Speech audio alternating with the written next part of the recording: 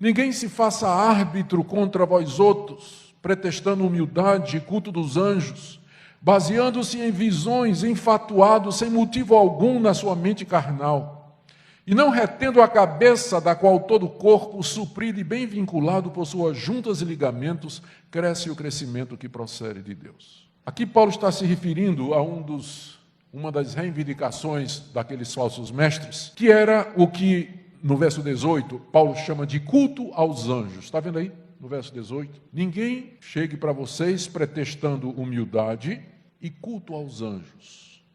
Tipo assim, os anjos aqui são os rudimentos do mundo, são aqueles espíritos que habitam os elementos naturais e que os gnósticos diziam que povoavam todo o pleroma, a plenitude, até chegar à presença de Deus. Era preciso cultuá-los, era preciso entrar em contato com eles, era preciso obter o favor deles. E qual era o argumento que eles usavam para dizer isso? Porque um crente lá de Colossos podia dizer, ué, meu irmão, que coisa interessante, mas quem ensinou isso?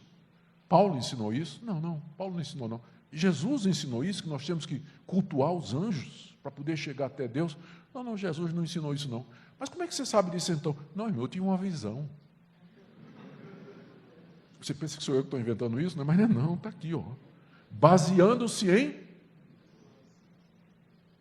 Agora você já sabe de onde vêm as heresias, não é? Dê uma olhada na história da igreja. Toda grande heresia e falsa religião começou com alguém tendo uma visão. Século IV e V, um pastor árabe entrou numa caverna e disse que o anjo apareceu para ele, trazendo a última revelação de Deus.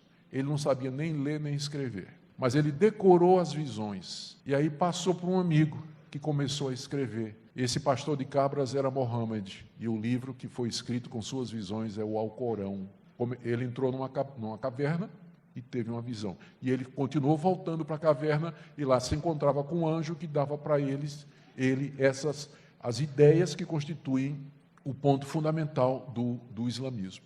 Não faz muito tempo atrás, uns homens começaram a dizer, os pregadores, na verdade Miller, começou a dizer que Cristo haveria de voltar. Ele calculou a data da vinda de Cristo. E aí ele marcou a data da vinda de Cristo para um determinado ano, há 2 séculos atrás, 1800 e pouco, se não me engano. E todo mundo esperou, Cristo não veio naquele dia, ele achou que tinha calculado errado, e fez para o ano seguinte, todo mundo esperando, e Cristo também não voltou. Miller foi honesto o suficiente para dizer, eu errei nos meus cálculos. E ele parou com aquilo.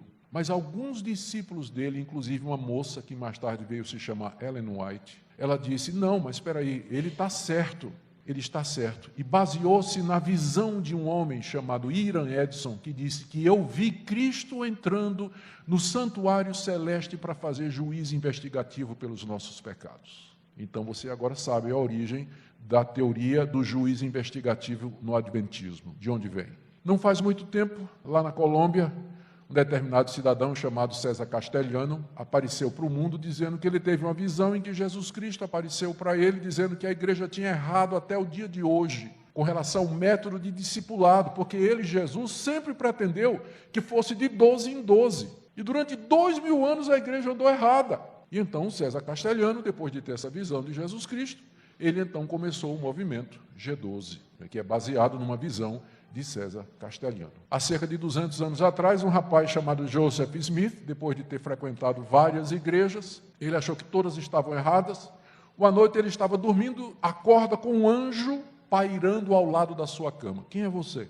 Eu sou o anjo Moroni. E eis que eu trago para você a localização de umas placas de ouro escritas em egípcio antigo, onde estão a revelação de Deus para os santos dos últimos dias. E então Joseph Smith vai onde o anjo indica, acha as placas de ouro, faz a tradução do egípcio antigo, e eis o livro de Mórmon, e surge o mormonismo.